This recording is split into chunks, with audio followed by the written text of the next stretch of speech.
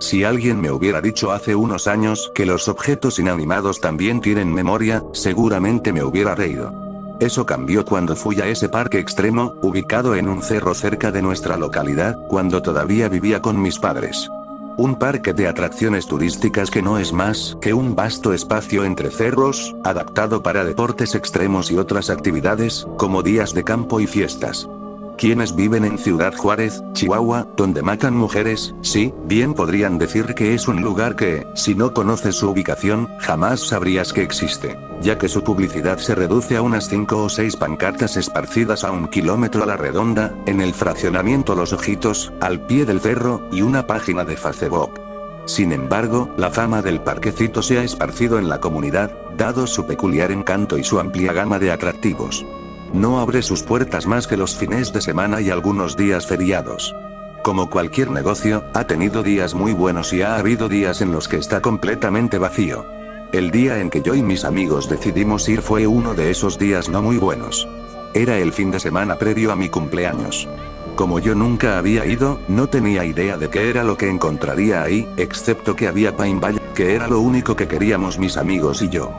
Dada nuestra mala coordinación, terminamos saliendo de la casa cerca de las 4 de la tarde, y como aún estaba vigente el horario de verano, no nos quedaban más que unas 2 horas y media de luz solar, sin tomar en cuenta que, por estar al pie de un cerro, la luz se acabaría aún más rápido.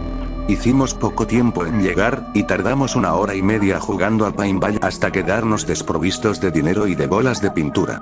Sin embargo, no nos queríamos ir aún. Queríamos desquitar el precio de entrada y, cuando nos dijeron que teníamos hasta que cayera la noche para pasear, nos nació a todos el espíritu aventurero.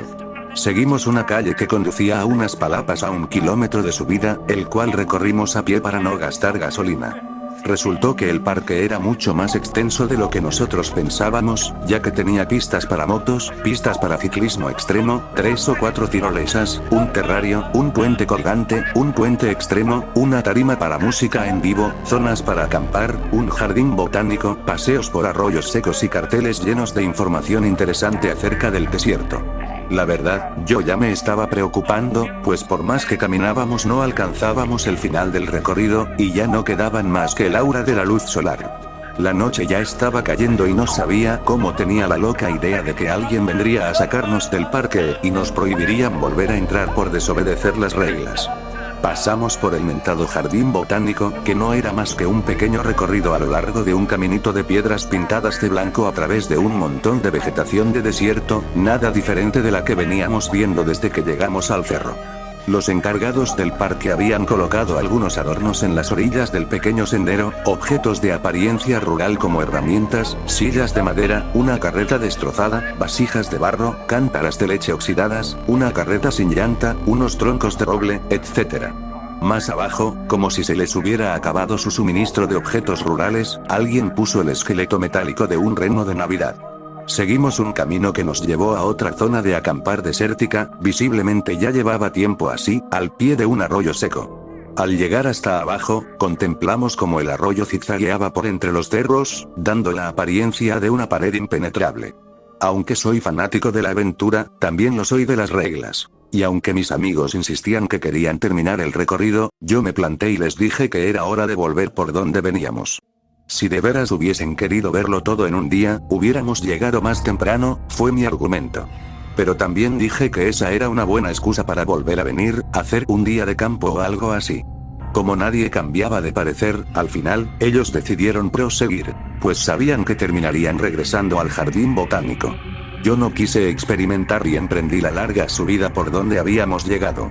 Los esperaría del otro lado del puente colgante para bajar juntos a la camioneta, o ellos me esperarían a mí si tenían razón y llegaban antes. Mientras subía, escuché un mugido inconfundible. No sabía cómo era eso posible. Hay mucha vida silvestre en el desierto, pero no sé de ninguno que emita mugidos. Seguido de esos mugidos, se escuchó un chirrido de una rueda y voces de gente hablando allá arriba. Eran los dueños del parque que habían ido a sacarnos del parque, según yo, así que subí el último tramo preparando mi argumento de por qué nos habíamos demorado. Pero algo muy extraño sucedió conforme llegué al jardín botánico. Las voces se desvanecieron en el aire. Al llegar al camino de regreso, todo estaba en completo y profundo silencio. Miré en todas direcciones en busca de los dueños del parque, o quizá en busca de mis amigos tratando de jugarme una broma, o en busca de cualquier persona de plano. No había nadie a la vista, ni siquiera del otro lado del puente colgante. Pensé que yo había estado en lo cierto al regresar, y que mis amigos tardarían más en llegar por el camino del arroyo que yo en regresar. Pero entonces, ¿quién hablaba? ¿Quién hacía ruido? Un chirrido rústico proveniente de mi izquierda atrajo mi atención. Justo detrás de mí había una sillita de madera vieja y desgastada por el calor completamente inmóvil, pero no se estaba moviendo, así que supuse que no pudo haber sido la fuente del ruido. Lo volví a escuchar y estaba 100% seguro de que provenía de la silla, o detrás de la silla, pero estaba muy cerca. Antes de que pudiera comenzar a olvidarlo, volví a escuchar el sonido de la vaca un poco más adelante, por el caminito del jardín. Como había matorrales en varios puntos, pensé que quizá el bromista se estaría ocultando detrás de uno para tomarme el pelo. Avancé en esa dirección. Al ir pasando junto a la carreta, esta chirrió como cuando traen mucho peso. Se me congeló el corazón. Pensé que si alguien estaba intentando jugarme una broma, estaba haciendo un excelente trabajo. Perdí toda movilidad en ese lugar, con la vista clavada en la carreta, quizá esperando, deseando, ver a alguno de mis amigos escondido detrás de ella. Miguel era quien más gustaba de esas bromas. Entonces, casi descaradamente, la carreta emitió un chirrido desde lo más profundo de su ser. Al principio, casi inaudible, pero poco a poco fue aumentando de volumen hasta que tronó. Era como si le hubieran atiborrado de carga hasta hacerla romperse. Yo olvidé todo orgullo y salí corriendo por el camino. Al ir pasando por las cántaras, el onomatopéyico sonido una vaca agresiva me sobresaltó. Una presencia invisible y enojada pateó una de las cántaras, y esta cayó a 1 metro de distancia de las otras, derramando leche putrefacta mezclada con sangre. Yo hice por correr tan rápido como pude, poniendo todo mi empeño en ignorar todo lo que se suscitaba a mi alrededor, pero era imposible no escuchar o ver, u oler. Una esencia heno viajaba en el viento, como el que se percibe en un rancho o un pueblo pequeño. Y luego, esas voces. Personas hablando a todo mi alrededor, riendo, junto a los troncos. El sonido de personas trabajando provenientes de la carretilla. Un asno rebuznó por allá. Inadvertidamente, me vi rodeado por todo un pueblo invisible al que jamás había entrado. Este había venido a mí. Pero esta no fue la peor parte. Poco antes de llegar al final, donde tan solo había unas macetas y unas canastas rotas, las charlas de los pueblerinos se convirtieron en alaridos de dolor, y los balidos de las ovejas y otros animales fueron aplacados. Escuché gente volviéndose loca, risas, cosas rompiéndose y quebrándose.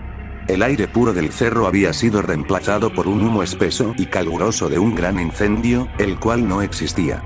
No había nada ardiendo en el cerro, pero el humo inexistente parecía extenderse por todo el camino, porque yo por más que corría seguía inhalándolo.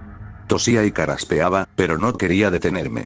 Comencé a temer el morir asfixiado, y pasó por mi mente lo estúpido que sería cuando encontraran mi cadáver, me hicieran la autopsia y se dieran cuenta. En lo que menos pensé, ya estaba frente al puente colgante. Ya no se oía nada. No había olor a humo, ni a heno, ni a nada que no fuera flora de cerro. Las únicas voces que se escuchaban eran la de los encargados del parque del otro lado del puente, que estaban subiendo todo lo que no estuviera asegurado al piso sobre un remolque atado a un carro para bajarlo del cerro. La troca 4x4 que traían tenía las luces encendidas, ya que, aunque aún no era de veras de noche, ya eran necesarias para poder ver por dónde iban.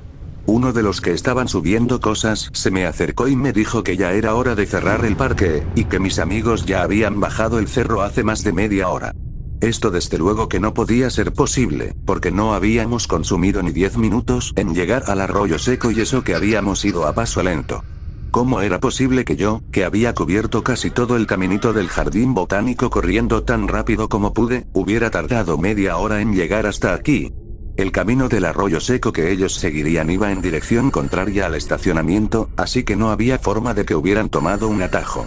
El conductor de la troca me ofreció llevarme en la cajuela con los otros encargados del parque, para que llegara más rápido y yo acepté. Obviamente pensé que había alucinado. Eso era lo más seguro y lógico. Todo había sido un producto de mi imaginación. Solo me había asustado. Volví la vista atrás para confirmar que no había nada detrás de mí. que todo estaba en orden. Allá a lo lejos, se podían ver las cántaras de leche en el mismo lugar que siempre habían ocupado. No había incendio ni humo ni gente, a excepción de esa figura encapuchada en la sillita que emitió el primer ruido que escuché. Aún con la poca luz que quedaba, pude ver que el chal con el que se cubría era el típico atuendo mexicano, con franjas de colores oscuros. La figura traía falda, lo que hacía evidente que pertenecía a una mujer encorvada y anciana. No miraba en esta dirección, sino hacia la dirección en la que había estado siempre la silla, hacia el cerro. No hacía nada. Solo estaba ahí inmóvil, sentada, con la vista clavada en algún punto entre las bases de los cerros. No quise decir nada a nadie, por temor a que ellos no pudieran verlo y que me tacharan de loco o paranoico o drogado y no me dejaran ir con ellos. Me quedé ahí sentado en la cajuela de la troca, quieto y en silencio, contemplando esa figura encapuchada que no hacía más que ignorarme, hasta que la troca se puso en movimiento y bajamos el cerro. El jardín botánico en su totalidad se perdió en la distancia, así como la anciana. No quise considerar nada mientras la tuve a la vista, pero luego pensé que, aunque encorvada y acabada, su postura irradiaba territorialismo, pertenencia. Llegué a la camioneta donde mis amigos me esperaban desesperados. Ni siquiera consideré decirles lo que había visto, ya que ni estaba seguro ni tenía ganas de hablar de ello. Estaba como en una especie de shock autoinducido en el que estaba perfectamente consciente, pero todos mis pensamientos estaban centrados en lo que había pasado, seguía razonándolo. Pasé toda la semana pensando en ello. Para cuando llegó el fin de semana, ya tenía un plan. Volví al parque extremo yo solo, esta vez temprano, y traté de preguntarle a los encargados acerca de los objetos en el parque botánico. Quería saber de dónde habían venido, quién se los había donado al parque si es que así había sido. Como sea, nadie supo decirme nada. Algunos dijeron que solo las habían conseguido y se quitaron de problemas. Escuché que el dueño del parque podría saberlo. Fui a entrevistarme con él. Este era un hombre de avanzada edad. Le pregunté por los objetos y me dijo que habían estado en su familia desde que tenía memoria y quiso saber por qué mi interés. Entonces decidí contarle lo que me había pasado en el jardín, todo lo que escuché, lo que creía que había pasado. Le hablé de la anciana, también. No sé si dije algo que no debía, porque él se puso nervioso y terminó con nuestra reunión. Nunca más me volvió a recibir. Pasó el tiempo y yo no dejé de hacer investigación con respecto a los objetos que había en el jardín botánico, esperando cada vez menos conocer su procedencia. La única información que conseguí fue que esas cosas podían datar desde las épocas de la Revolución Mexicana. Luego de unas semanas, me enteré de que esos objetos habían sido retirados del jardín botánico, y, esta vez, por más que quise seguir averiguando, ya ninguno de los dueños del parque me quiso dar información al respecto. No eran malas personas, no eran groseros o maleducados. Simplemente evitaban el tema o me decían que no sabían. Claro que nunca subí al jardín para verlo con mis propios ojos. Nunca volví a subir ese cerro. Francamente, me había dado cuenta de que, si algún secreto terrible podía guardarse en objetos, podría quedarse en un lugar. No sé si estaba en lo cierto, pero no me arriesgaría a averiguarlo. Finalmente, me di cuenta de que fuera quien fuera la anciana encapuchada que vi en la silla, cuya sola presencia sugería que no era cualquier anciana, había sido la responsable de todo el desastre que escuché, que percibí y que casi me consume, pero del que no fui testigo. Incluso cuando eran más viejos que yo, aún estaban cargados de esa aura oscura de odio y de locura. Esa aura emanaba de la anciana en la silla, la orgullosa figura que se sentaba ahí como diciendo, mira mi obra, nunca voy a separarme de mi obra.